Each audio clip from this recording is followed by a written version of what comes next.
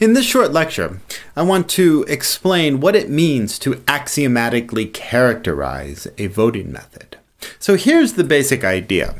Recall that we're thinking of group decision-making methods or voting methods as functions.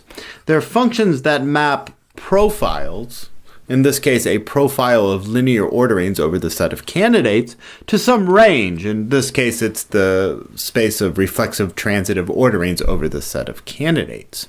So for example, border count is a function that maps linear orderings to an ordering over the candidates that's defined by candidate A is ranked above candidate B if A has a higher border score than B. So what we're interested in is we would like to somehow characterize border count. So the picture you should have in mind is consider the space of all possible functions, all functions that have this form. They're functions from a sequence of n linear orders to orderings over the set of candidates. Elements here might be, so one of the elements is border count, but we have lots of other functions. There's lots of functions that fit this general form. For example, one of the functions might be latch on to whatever voter 2 thinks. So whatever ordering is in the second component, then that's the output.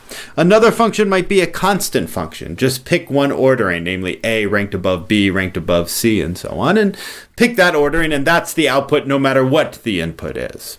Another function might be randomly choose one of the voters and have that be the output.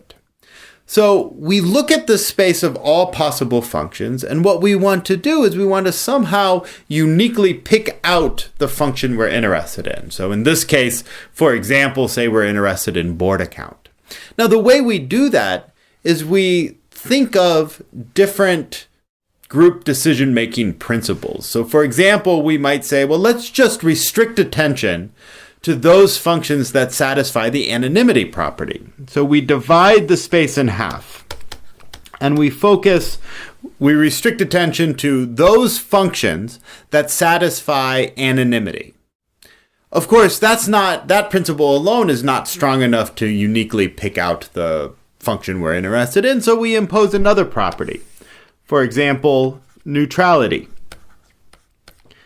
We restrict attention to those functions that satisfy both anonymity and neutrality. And again, that may not be strong enough to identify the function we're interested in, so we keep imposing properties. We keep identifying interesting properties of group decision making until we're able to uniquely pick out the function we're interested in. So for example, we may find a set of principles such that when we impose all of those principles, we end up uniquely picking out of this space the function we're interested in. In this case, it might be border count. Now, there are a number of different variants of this basic picture. And what I mean by a variant is I need to specify what exactly is the space of functions that we're starting with. So once we fix that space of functions, then I can start coming up with lots of different principles, and we can start exploring how these principles interact. But the first question is, what exactly is the space of functions we're interested in? Now, when you define a function, you need to specify both the domain and the range, and then of course you specify some algorithm or some way of defining the particular function. So the first question we ask in order to specify the initial space of functions is what exactly is the range? And we've seen examples of this. The range might be the space of all orderings over the set of candidates, or we might be interested in what we've been calling correspondence. Namely, the range is just the set of non-empty subsets of the set of candidates. The idea there being that we're interested in just identifying who the winners are. We don't actually care about the overall group ordering. The second question we can ask is, what is the domain?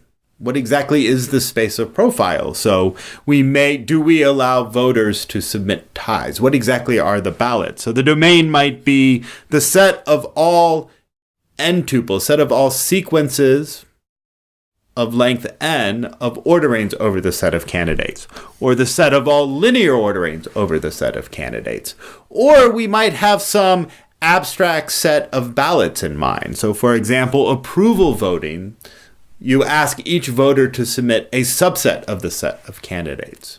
Or in range voting or majority judgment, you ask the voter to grade the candidates in some way. So rather than having the domain being the set of profiles over some orderings, it might be the set of profiles over some general set of ballots. But there's a third question we can ask. And that's the question, do we focus on a fixed set of voters, or do we allow the set of voters to vary?